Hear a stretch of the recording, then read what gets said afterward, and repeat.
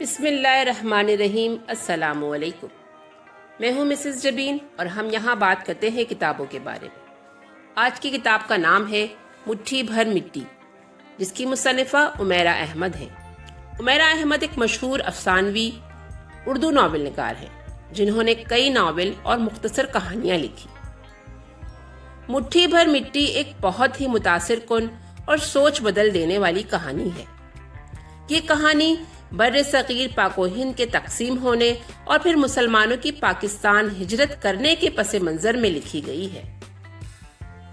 یہ ایک محبت کی داستان ہے، وہ محبت جو لوگوں کو وطن کی مٹی سے ہوتی ہے۔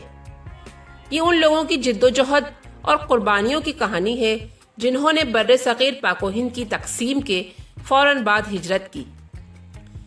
اس کہانی میں اس درد کی جھلک ہے جو مسلمانوں کو سہنے پڑے۔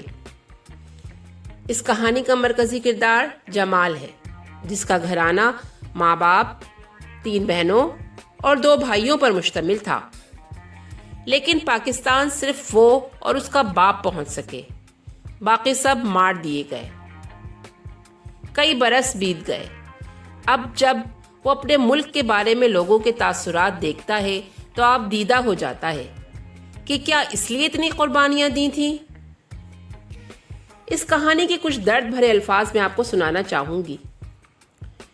میرے باپ نے میرے بھائی کے لاش کے تمام ٹکڑے خود اکٹھے کیے تھے، برستی آنکھوں کے ساتھ، کسی چیخو پکار کے بغیر۔ اس نے میرے بھائی کا پورا جسم اکٹھا کیا۔ وہ ہر چکر کے بعد جسم کے ٹکڑے دوبارہ گنتا، پھر جو ٹکڑے کم ہوتے ان کے نام دہراتا: دائیں ٹانگ، ناک، بایاں کان، بایاں ہاتھ، پیر کا انگوٹھا، دائیں ہاتھ کی 4 انگلیاں۔ ہاتھ کی 2 انگلیاں وہ آدھا گھنٹہ ڈھونڈتا رہا۔ جب وہ مل گئیں اسے جیسے قرار آ گیا۔ اب اس کے بیٹے کا جسم نامکمل نہیں رہا تھا۔ یہ کہانی اس سوچ کو بیدار کرتی ہے کہ ہمارے ملک کو ہماری ضرورت ہے، ہمارے جوانوں کی ضرورت ہے۔ آج کل کے دور میں ہمارے جوان اپنے ملک، اپنے کلچر سے زیادہ دوسرے ملکوں کے کلچر کو پسند کرتے ہیں اور اسے فروغ دے رہے ہیں، اپنی خدمات دوسرے ممالک میں انجام دے رہے ہیں۔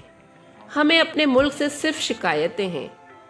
اس کو ہم بالکل صرف نظر کر چکے ہیں کہ یہ وطن کس قدر قربانیوں کے بعد حاصل کیا گیا تھا۔ مجھے اس کہانی کی یہ عبارت بہت پسند ہے جو جمال نے لندن میں مقیم پذیر اپنے بیٹے سے کہی تھی۔ سنیے: پاکستان کو تمہاری قبروں اور تابوتوں کی ضرورت نہیں ہے، پاکستان کو تمہاری جوانی اور وہ گرم خون چاہیے جو تمہاری رگوں میں خواب اور آئیڈیلزم بن کر دوڑتا ہے۔